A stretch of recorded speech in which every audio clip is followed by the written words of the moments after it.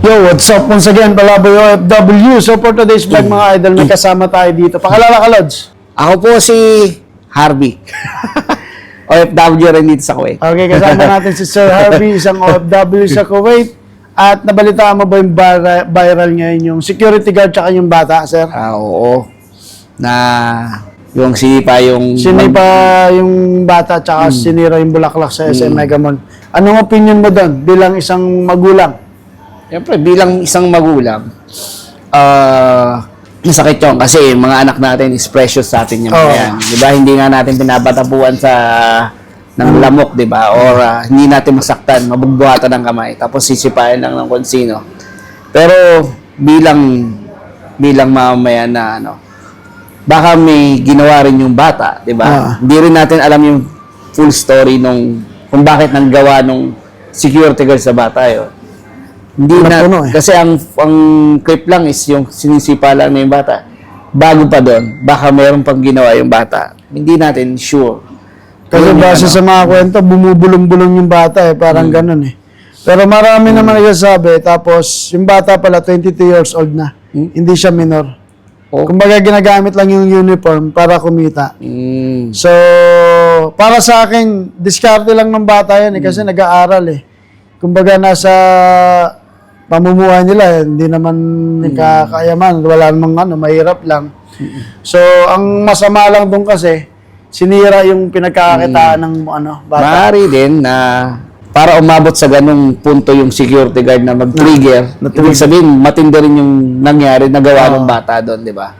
Which is na hindi pa natin alam yung total na story. Pero maling-mali yung ginawa ng security guard doon kahit hindi mo anak yun. Kasi nanakit ka ng tao. Oo, tsaka sinira mo yung kabuhayan ng bata di ba? Para sa akin din, yung talo yung security doon. Kasi protektado ng batas yun, di ba? Kapag lalo na sa mga babae, di ba? Babae yun Tsaka nalaman pa natin estudyante, hindi natin alam na yun lang talaga yung pinagkakakitaan nila, di ba? So, wala tayong magagawa doon.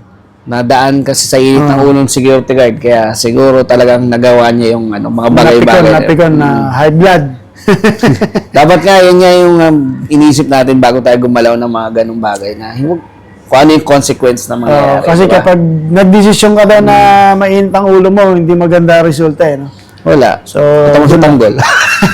Ay, hindi! Nagwala. Init ang ulo Init ang ulo Pero ito, may komentaryo naman dito si Ogie Diaz. Ang sabi ni Ogie Diaz, una, huwag kayong mag-aanak kung di nyo kayang pakainin. Kung di nyo kayang buhayin.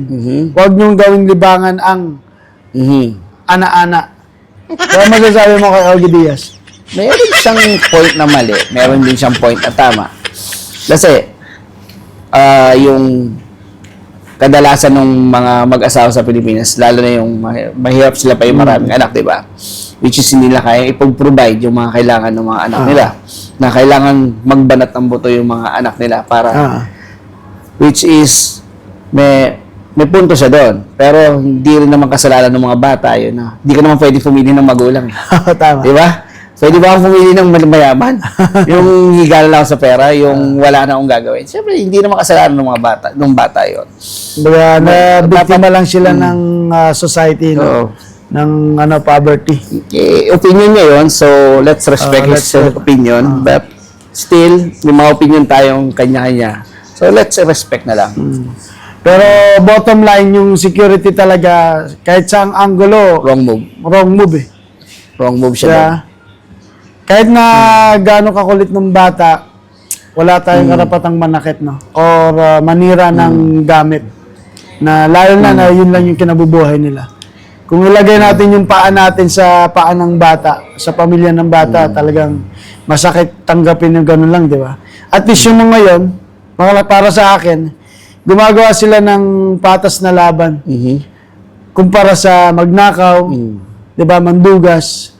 So, Mambudol sa internet. Ay, marami tayo.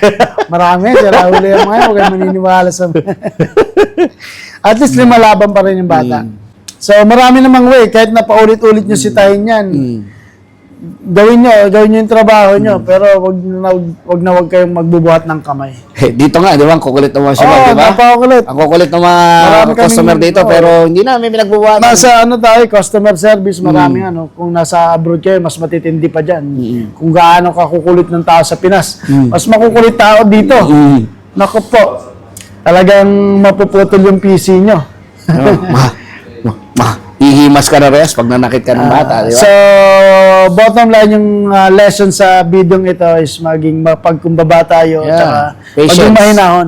Yeah, patience bago nyo isipin na isipin nyo muna yung magiging consequence. Kasi sayang. Patience is Virtue. Alright. Patient is virtue. virtue. Yeah. Yan lang mga idol. Yan ang words of wisdom ni Sir Harvey for today at marami pa tayong aabangan kay Sir Harvey. Abangan nyo siya sa kanyang channel sa Viva Max. Viva Max ba? Rap sa TV. Rap sa TV. Madamali po po dito sa asawa ko. Kaya, Rap sa TV. Under Viva Max. Kaya lang, under Sino director mo si Rudy Boy? si ano?